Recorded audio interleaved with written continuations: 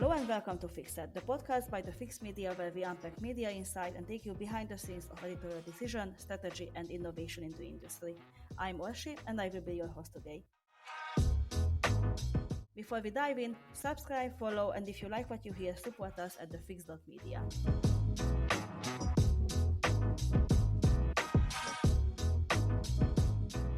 Today we're going to talk with Emma Löfgren, digital news editor and trainer.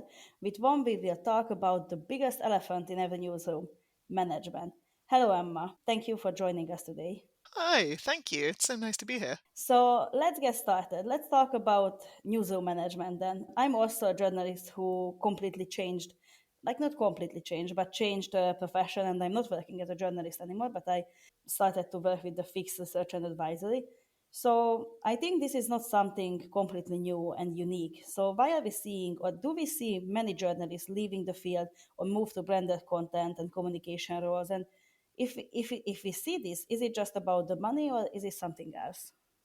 I mean, I think money is part of it, but I think even more so, I would say stability and work-life sustainability and a workplace that isn't draining. So I'm a solutions journalism trainer, so I come into contact with a lot of different newsrooms in that part of my job. And what I hear from people is that, the constant deadline pressure, the hostility that a lot of journalists face from the public or from politicians or from God knows who is it's incredibly draining. Like even the hostility that you come face to face with on a daily basis on social media, even if it's not directed at you yourself, it takes its toll on people's mental health. And when you work in branded content or communications, you don't perhaps come into contact with it on a sort of 24/7 basis as you do as a journalist. And there's also this pressure, this constant pressure to keep up with the news. Like even when you're not working, you feel like, oh, I should have my ear to the ground, I should know what's going on. And often it just ends up being this endless flow of negativity and stress. And I mean, I love my job, but I know for myself even, my first sign that I'm getting too stressed at work is that I don't want to read the news in my off time. And we talk a lot about news avoidance being a problem, but honestly, I know a lot of journalists who are news avoiders themselves. Do you think that this was always a little bit like this, or is it more with the rise of social media? Because what I also noticed for myself that it's very difficult to avoid news at this point. I don't know if social media is to blame, but at least I think the digital transformation has had an impact on it. I mean, before, as a journalist, if say you were working for a newspaper, then at the end of the day, you could put the newspaper to bed. Like it had been printed, it has gone out, it's gone. Maybe you made a mistake in an article, then you issue a correction the next day, and again it's gone. And maybe you could have done a better job on an article, but it doesn't matter because it's already been printed. When you're working in the sort of 24/7 rolling news that we've got in the digital world, I mean, you can technically, improve an article indefinitely. Like there's no kind of endpoint in the same way it was when we printed the newspaper and then put it to bed. You're always switched on, and and that can be a difficult boundary to set for yourself. I notice with a lot of junior journalists that they they kind of struggle to adapt the quality to the deadline, which is what you used to do back in the days. Like you knew, okay, by 2 p.m. I have to hand in this article, or there's going to be a blank space in the newspaper, and so you adapted to that, for better or worse, but you did, and then it was out of your way, out of mind. Whereas I notice from a lot of junior journalists that they will try to make the article better and better and better, and then come the deadline at 2 p.m. and they're still not quite done with it. And you're still sort of mentally in the article. And I think that's true for readers as well, you know. Like back in the day, you got the morning newspaper and then you read it, and maybe you listened to the radio during the day or watched the evening television, but it all took place within these sort of very specific segments of the day. You didn't get exposed to it the whole time through your computer, through your phone, etc. In one hand, we have this pressure from the inside, and this forever changing newsroom, and everything is just so happening like so quick. But what about the things that happens actually in the newsroom? What do you think? What are the most common challenges that almost every newsroom is facing today? I mean, where do I start? Low budgets, understaffing, having to do more with less, mental health, journalists leaving the industry. Uh, I think a lot of journalists will be familiar with the kind of quiet layoffs. Like we've seen big layoffs in a lot of news organizations in recent years, but there's also the sort of quiet layoffs where, a staff member quits and is just never replaced. And somebody somewhere has to pick up their work. I mean, it's impossible to name the biggest challenge, but I will say this, though, that I think one challenge that often goes a little bit unnoticed is this kind of limbo or transformation we're in at the moment, where we're changing, where a lot of newsrooms anyway are changing from kind of being traffic driven to having more of an audience focus. And being sort of in between these two stages a little bit makes it hard to know what to prioritize.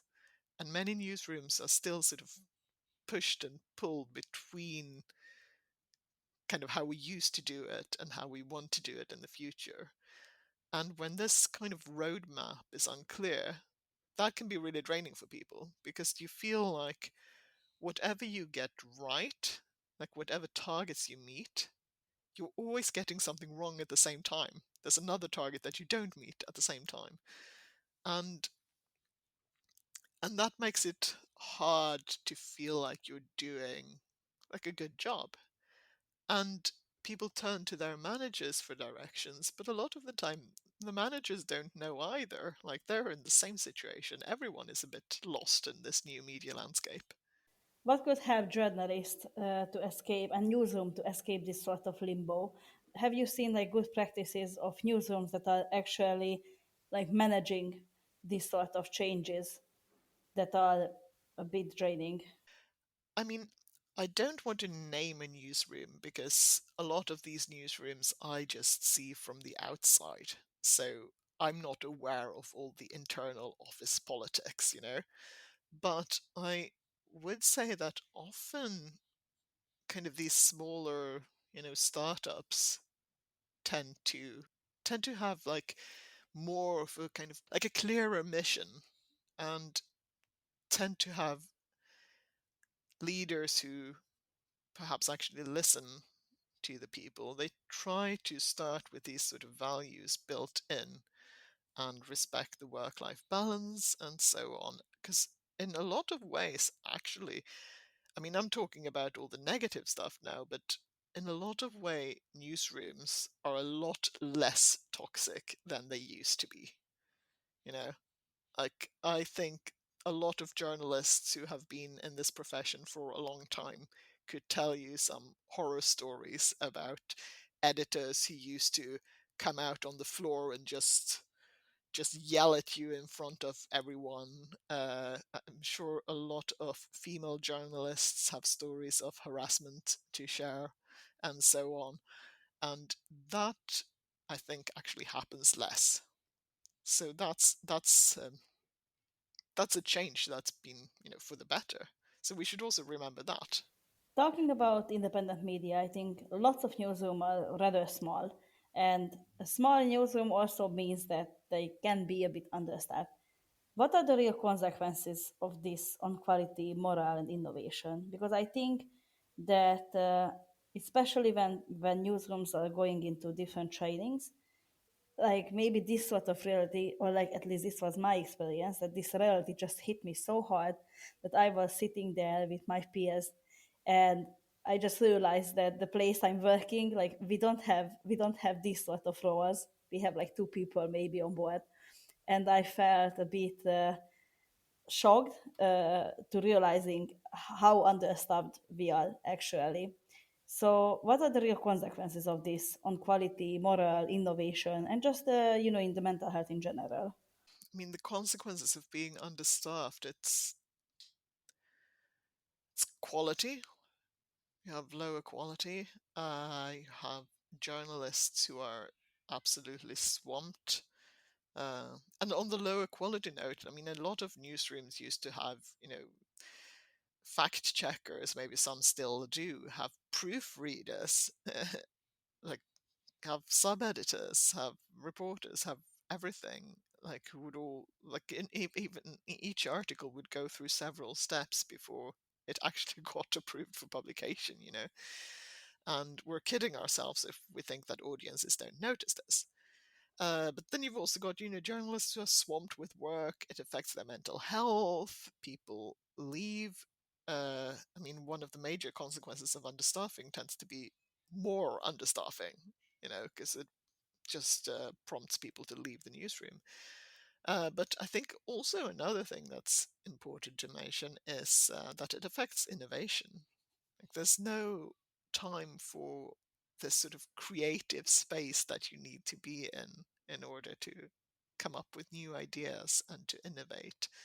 And of course, there are examples of newsrooms who do manage to do this, but I think that can be one major consequence. And launching new products. You When you launch a new product, you want to do that in a good way where you get everyone on board and you explain it to everyone and you innovate together and you iterate. And it's hard to find the space for that. But coming back to small newsrooms, I feel like a lot of smaller newsrooms, at least a lot of the sort of newer digital first newsrooms. I work in a newsroom like that myself. I'm an editor for the local, which we write about our country's news in English for foreigners who live in our countries in Europe. And we're a small newsroom, but and we don't have a lot of staff either. But I would say that we've kind of, because that's always been the case with us, we've kind of adapted to that already. That's built into our system. Like, we know what to do, what we're able to do with the number of people we have. And so we try to, as much as possible, kind of adapt to that. I think it's harder, the issue of understaffing, actually, if you work for what used to be a big newsroom that just isn't anymore. Is that quite often to happen that like a big newsroom has to just quietly laying off people and then ending up understaffed? I think that happens a lot more than we think. And talking about also that you just mentioned that now at the local you already have this like develop this attitude of what you can do with this amount of people. Do you think that most of the generally newsrooms are able to assess this themselves, or does it need like lots of focus and willpower to focus on, okay guys, we have, I don't know, 5, 10 people, this is what we can do and this is how we do it?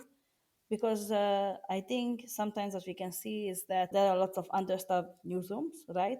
And they are still want to do everything. Yeah, I think that's such a good point. And I mean, I'm not going to lie to you. Of course, I and my colleagues get stressed at times too. That's just the nature of a workplace, right? It's the nature of a newsroom. But what helps us a lot, or at least what helps me, is that it's not super top down run. So I, as an editor, have quite a lot of flexibility, which means that I can kind of set our own boundaries to a certain extent. Um, like, for example, several years ago now, I wanted to launch this new project where we did more in-depth reporting. And this was during a period for us where we were sort of transforming from being a newsroom that focused a lot on traffic to a newsroom that had changed to a membership model where we wanted to, have better audience engagement and focus more on conversions and retention and that sort of thing. So I thought an important part of that, and my managers thought that too, was to have more in-depth reporting. At the same time, we were only two reporters on my site. I work mainly for our Sweden-based site. So the local Sweden, write about Sweden's news in English for foreigners living in Sweden. And we were just two reporters, including myself. And so I knew we couldn't, keep writing all the news that we had been writing so far and also do more in-depth reporting together with that. That was just impossible.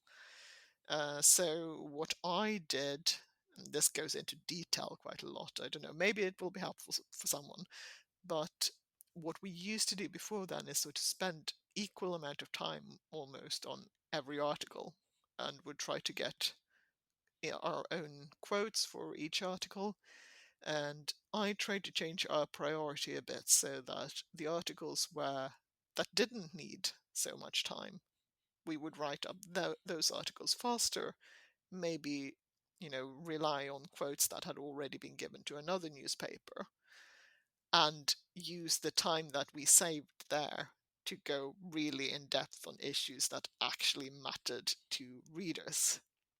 And another very sort of concrete, tangible thing that I did was to, because I knew that in Sweden, at least, our readers there, they cared a lot about the news. They wanted to know what was going on, because we don't have a lot of other outlets in Sweden who report on Sweden's news in English. Uh, so, but at the same time, covering all the news that was going on just took up too much time for us. So what I did was I started this series called Today in Sweden, where every morning we publish a news roundup of the most essential news bits that you need to know.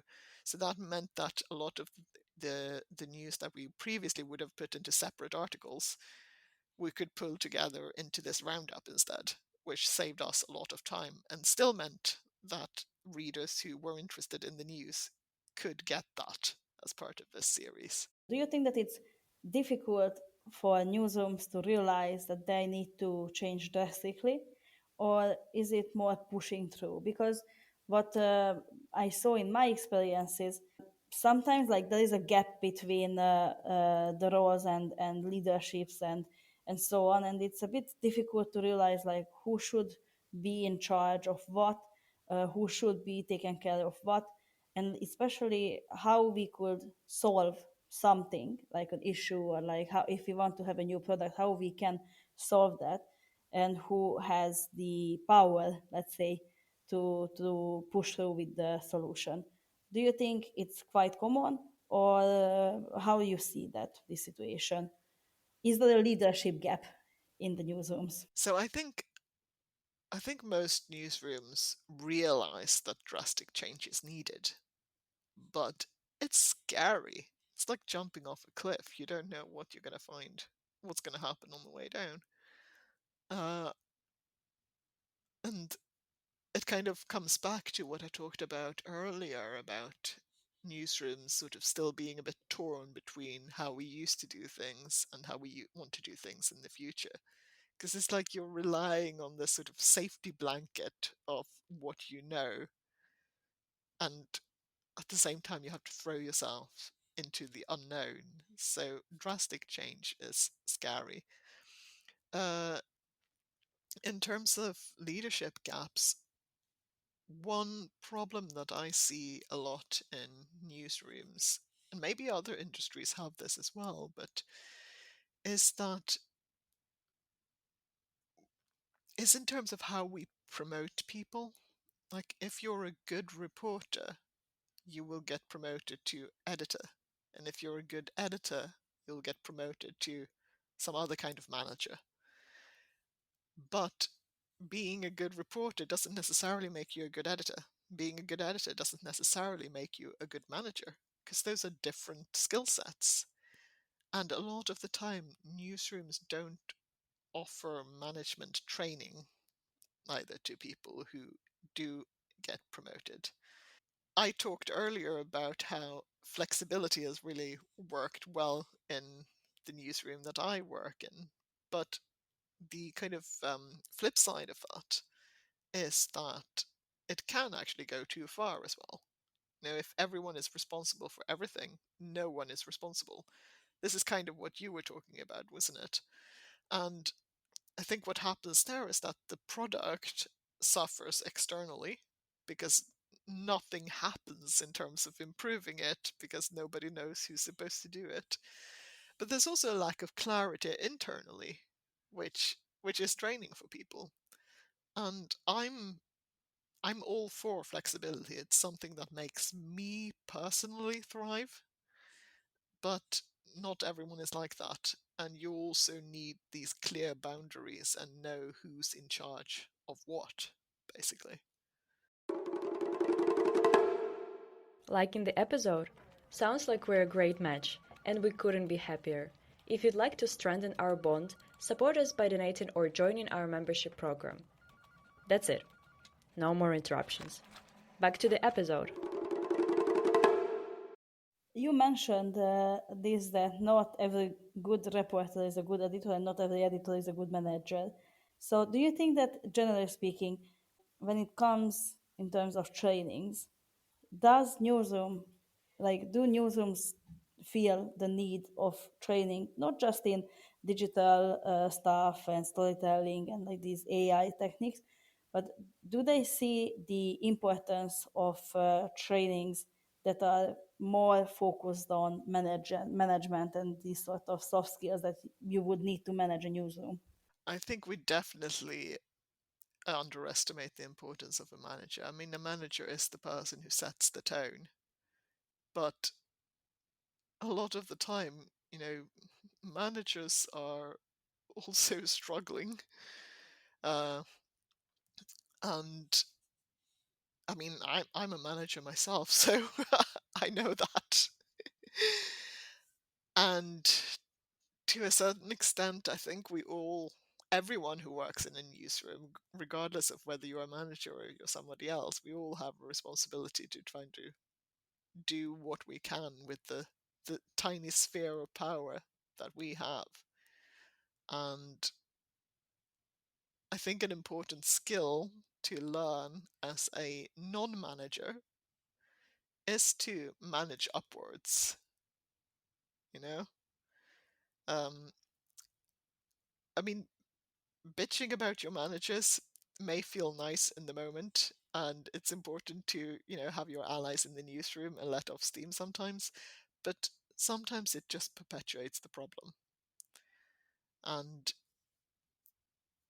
it's important to also kind of try to be constructive, I think. Let's talk about the, like, what do you think? What are the signs that the newsroom is becoming a bit of like a toxic workplace?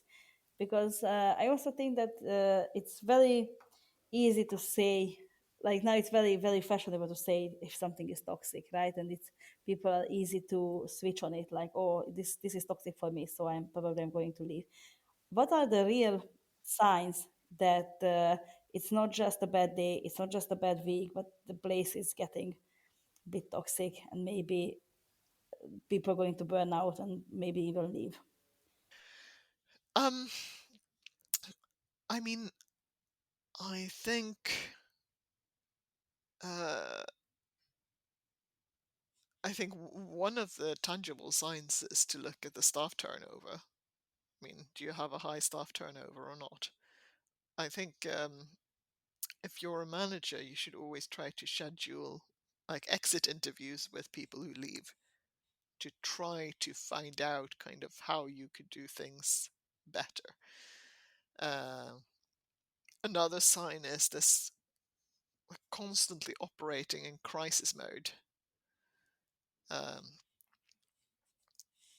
like in like you where you feel like you never get just the space to kind of breathe and do kind of your daily work in peace. Like it's always sort of we're always at risk of being closed down or something like that. Like always operating in crisis mode. It's like that can be extremely stressful, and that's also a sign. But I mean, I also just want to point out again that I think a lot of the time I kind of agree with you that we call things toxic that aren't actually toxic. And in a lot of newsrooms, things have got better. You know, it's way less common than it used to be that editors would just go out onto the floor and yell at an individual reporter in front of everyone. It is harassment still happens, but it is also way less common than it used to be. And you know,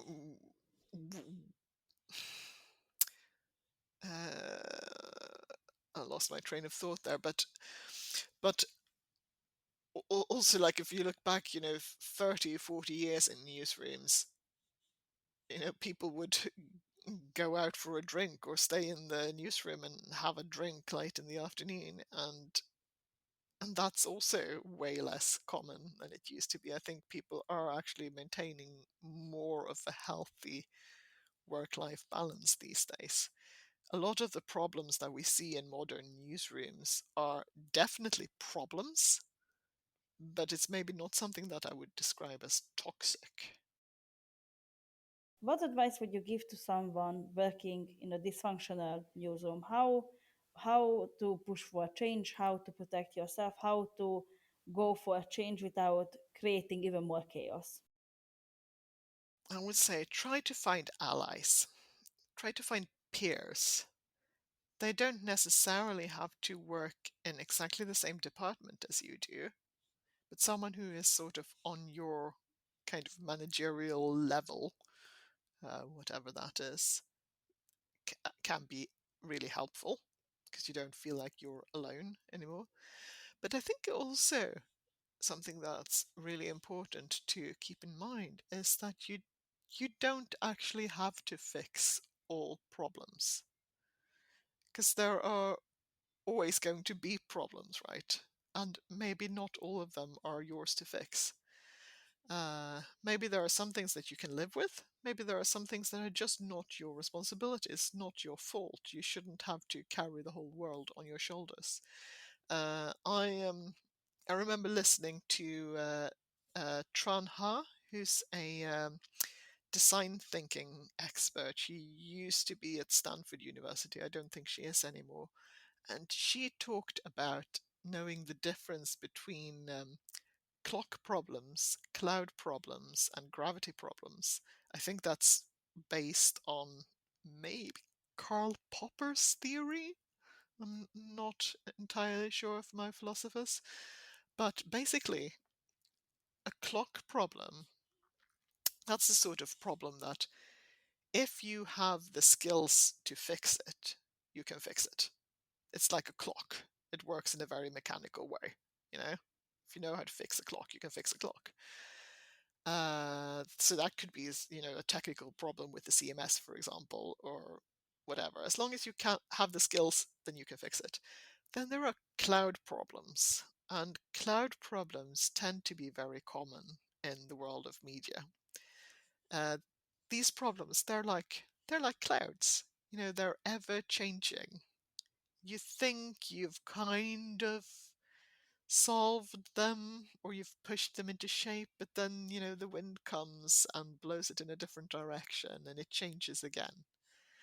And I think these are things that we just have to kind of learn to live with the fact that that is how the world of media works.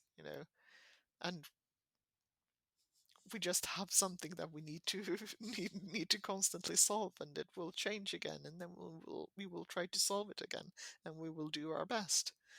And then finally, there are gravity problems. You can't do anything about gravity. Gravity is gravity. You can't change it.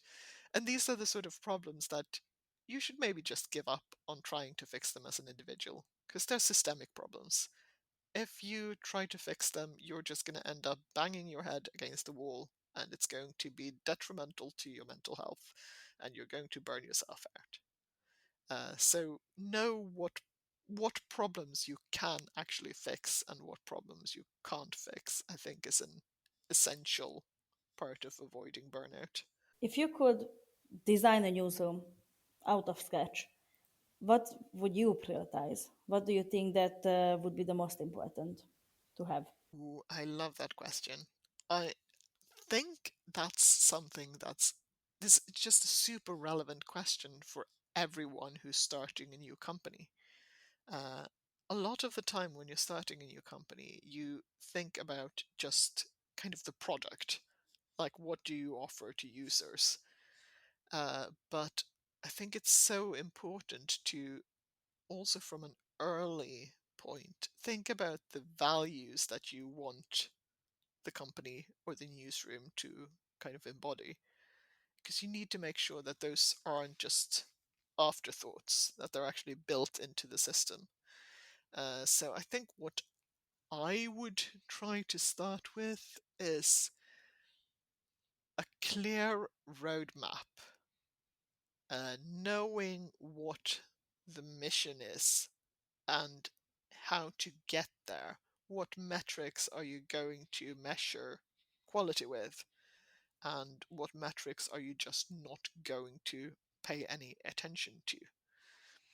I think that's also important to just not just talk about what what you want to do, but also what you don't want to do, so that you know as an employee what things you can just put out of your mind and not care about.